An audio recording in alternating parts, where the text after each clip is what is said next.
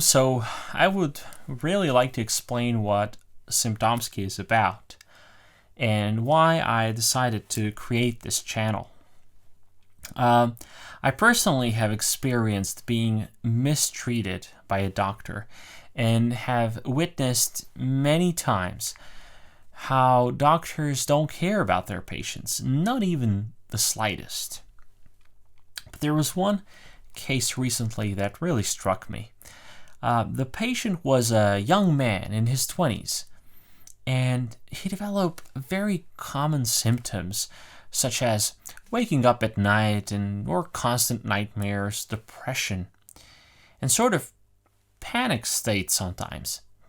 He also had difficulty concentrating or doing intellectual work. The patient felt constantly tired, and he said, indeed, that he has issues with sleep. Not to get into the less obvious symptoms like orthostatic hypotension, we actually can just listen to the patient and hear that the patient has issues sleeping. If the patient feels tired, we should hear the patient out. So here in front of me are the examinations, the results of so many examinations conducted by many specialists. To each and every single one of them, the patient has said that he has either sleep apnea or at least some problem with breathing during sleep because his relatives told him he stops breathing during sleep. So they told him that he cannot properly breathe. When he sleeps, he simply stops breathing. So breathing problems not while awake, but during sleep. A lot of people have that. You might also have it and not even know about it. To each and every single doctor, he said this. And for some reason, doctors have this attitude, this dismissive, that's why I'm very often angry with my colleagues. They have this dismissive attitude to whatever the patient says or thinks. Even the pulmonologist, who was the specialist for sleep apnea, has dismissed this. In fact, the pulmonologist conducted a sleep study without the EEG and said everything is fine, even though the patient was awake and his breathing was fine because he was awake. He slept for 1 hour and then he woke up. He didn't sleep anymore because he couldn't go back to sleep. And we'll get back to that. We'll get back why he could go back to sleep and how all this develops. But basically, without EEG, you don't have the information whether a patient is asleep or not. There simply is no information. However, this pulmonologist concluded that I have the papers right here. You can see the examination right here on the side. He said that everything is fine. There's no need to investigate this further. Now, the story is very long, and the patient had an incredible lack of sleep and was completely unable to function anymore. Here is actually a fine the police wrote him because he was riding his bike without a light, and he could not even concentrate anymore, really risking his life.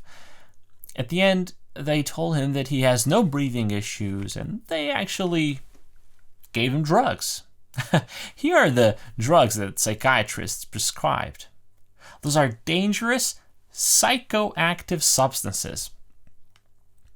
So the patient actually bought a machine, and here's the bill. I have the bill right here. Around 1,800 euros. And it was a CPAP machine to help him breathe. And voila, the patient does have a breathing problem. In fact, it is obvious. The machine can record the airflow rate, and it's obvious there. Plus, the machine can identify the apneas, that is, when you stop breathing for more than 10 seconds, and hypopneas, when your airflow is reduces more than 30 or 50%, depends on the definition. And it's reduced for longer than 10 seconds. That is the definition. So he did have that. And we were able to see that from the data from the machine, even though we didn't get the proper sleep study. Soon after getting the proper machine, this time, because we figured out that the patient is generally not the classical sleep apnea patient. In fact, he is very slim. He's a skinny guy who runs a lot, does a lot of sports. And so, the general anatomy of his airways is actually narrow. His tongue is disproportionately large compared to his mandible. And because of this, he had a lot of airflow reduction that is not larger or higher than 50%. So the machine never qualified much of his airflow reduction to be a hypopnea. Instead, that is called RERA. When this type of airflow reduction causes a sort of arousal during your sleep, that is a micro-awakening. It's called RERA, respiratory effort-related arousal. That means he's making this constant effort to inhale, and it can actually be much worse than a classical apnea. You can have a patient but we're going to get back to that. We're going to explain his clinical picture a little bit later. What was appropriate for this patient? Look, if the pharynx is simply too narrow, if the tongue is simply too large, you can use a CPAP machine that blows constant pressure and expands or tries to expand it. But in such patient, it cannot easily expand it because it's not obstructed by something pressuring the airways from the outside, so you have to counter that pressure. No, it's simply too narrow. You cannot blow his pharynx away. So the proper type of machine, it could be CPAP, but in this case, a BiPAP works much better because it has this pressure support that can help the patient inhale more air, even if the airways remain narrow. You cannot easily expand them. If you have a very obese patient that has sleep apnea and there's a lot of fat pressuring the airways, normally you use CPAP to expand it and to counter it. But in this case, it's slightly different. That is also the reason why his airways don't completely collapse. So he didn't have a lot of apneas. He did have them actually to qualify for sleep apnea, but he didn't have a lot of sleep apneas nor hypopneas. He had a lot of RERAs, right? The respiratory effort-related arousal. And around 50 to 60 arousals in an hour. That means he had a micro-awakening every minute. And so this machine cost was around 2,961 euro. No, it was exactly 2,961 euro. And so soon after he got this machine with pressure support, his breathing was much better, and all the depressive symptoms along with nightmares and panic attacks disappeared. I know this because I guided the patient through the bureaucracy and the healthcare system. And even though we knew the diagnosis, we were unable to confirm what was obvious. We were not able to make them confirm what was obvious. Had we not been persistent, the patient would have been drugged with 4 different psychoactive substances. They had 3 antidepressants. And his general practitioner actually suggested using benzos, and they are a no-go. They would just relax the pharyngeal muscles even more, and that would collapse the airways even more, right? That's a no-go, and it's a psychoactive, addictive substance, and it would never solve a problem, so you might increase the doses. You would have addiction very quickly. And then, not able to, the patient would be on 4 different psychoactive substances and not able to breathe properly.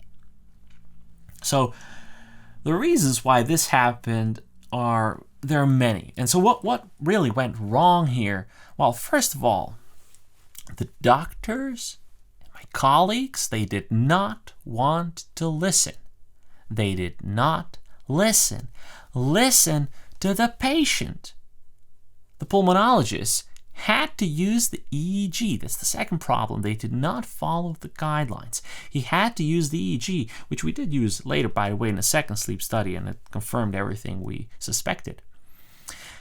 The patient was supposed to be equipped with a nasal cannula. The nasal cannula can detect the flow limitations, and the EEG can detect these microarousals that actually wake up the patient in his sleep. The nasal cannula is a specific type of cannula. I don't want to get into this. It's not a gold standard, but it's sufficient.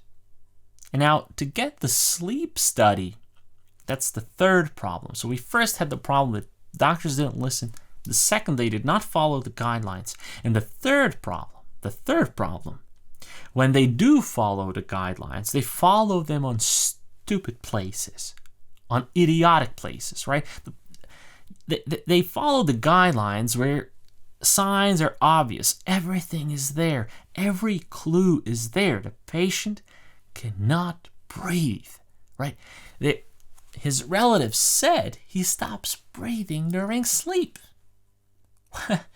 And so what do? Well, you know what? We have to follow the guidelines. And the guidelines in this specific European country said you have to go to a whole bunch of specialists before you get the sleep study paid by your insurance. That includes going to a radiologist, psychiatrist, which, by the way, prescribed you a little bit of drugs just in case, And he had to visit a pulmonologist, otorhinolaryngologist, and at the end, a general practitioner who actually coordinates all that nonsense. And here are the papers. They're all right there. There's so many more things to this topic. The way they decide who gets the machine, who not, and what type of machine. The whole criteria and scales by which they define if you have a breathing problem or not. And this criteria are really determined by insurance companies. They're the ones who decide, yeah, we're going to pay for that, we're not going to pay for that. For example, the apnea is if you don't breathe for 10 seconds. Hypopnea is if your airflow is reduced more than 50% for 10 seconds. And you know what they said? This is the only thing that counts. We don't care if your airflow is reduced 49% for 9 seconds, and that wakes you up. It's not hypopnea. Per definition, it's not a hypopnea, so we don't care, and we're not going to include it. We want 5 such events in an hour, and then we're going to give you a machine. So you can have hundreds. You can have 100 of hypopneas that are hypopneas that don't last 10 seconds. Let's say they're 9 seconds, or they're not really airflow reduction of 50, but they're 1% less, 49, right? And the insurance company will say, well, the AHI, that is the apnea, hypopnea, which, by the way, we define, index, that is the AHI, apnea, hypopnea index, is below 5, so we're not paying for your therapy. And you know what? I understand. I actually understand that the insurance companies deal that way. But what I don't understand is that so many doctors today are so stupid. They're flat out stupid. Everything we learn in med school is thrown into a trash can because some idiot in an office, said that millions of patients who actually do not fit his definition will not get the treatment. So the doctors simply say, no, you're not sick. There's nothing wrong with you. Why? Because you don't fit the numbers that the insurance company said. Excuse me, are you an advocate for an insurance company? What exactly are they doing? So, to get the right diagnosis, it is almost impossible sometimes for a regular person. In this case, even though we knew the diagnosis, we told them what the problem is, they failed. 10, 15 doctors failed. How would they actually strike a proper diagnosis on their own? It's like you go there and you tell them, hey, guys, I have this condition. Do this test properly, this way, with this cannula to diagnose it. And 15 doctors fail. After trying to get it done for more than 2 months, I became so frustrated with healthcare system and my colleagues. In the end, we managed to find a decent pulmonologist. Actually, no, the guy is a neurologist, but he does sleep studies. And it was done privately. Everything was confirmed. The patient had more than 55, 60 arousals in an hour. Sleep was very fragmented. And the patient was in his 20s. He has a whole life ahead of him. With proper diagnosis, he avoided car accidents, academic failure, relationship issues. His heart is saved.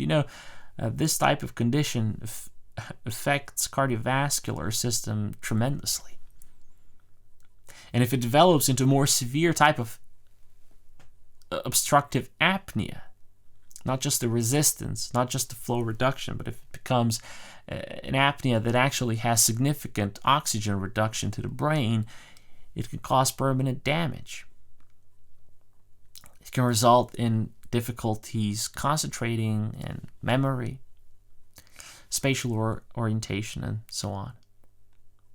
So with proper diagnosis, just listening to the patient, really just listening to the patient, you can avoid all of these life problems. And so I decided that I will make this video, I will show all of this. I will make a website called symptomsky.com, and there you can get proper information. If you need more help and information about symptoms, then you can go to symptomsky.com. I will work tirelessly to get you the best experts there and to get you the best type of information you need. I don't want to make this look as a commercial, because it's not. The patient is someone I knew, and yeah, it does sound like a commercial, but it's not. It's really not a commercial.